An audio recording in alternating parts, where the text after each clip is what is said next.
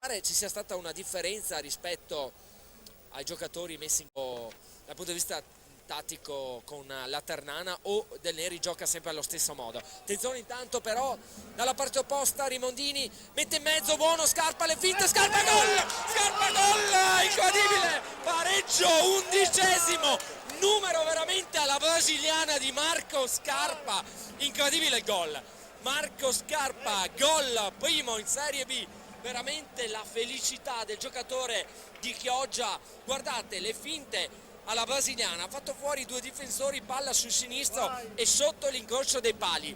E io so, e lo sa anche Andrea, quanto ci teneva Marco, che da attaccante non dico fosse in crisi, però lui ci tiene giustamente a segnare. Sakic ha fermato tutto.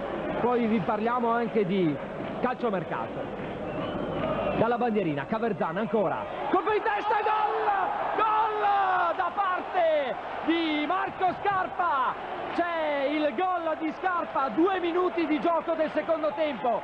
Esplode lo stadio Euganeo, i tifosi granata in festa. C'è il gol di Marco Scarpa, 2 minuti e 20 secondi di gioco. Gol di Marco Scarpa. Guardate questo tifoso con la casacca numero 2. Sta disputando una buona gara, nonostante il gol ha subito. Attenzione! E c'è il gol!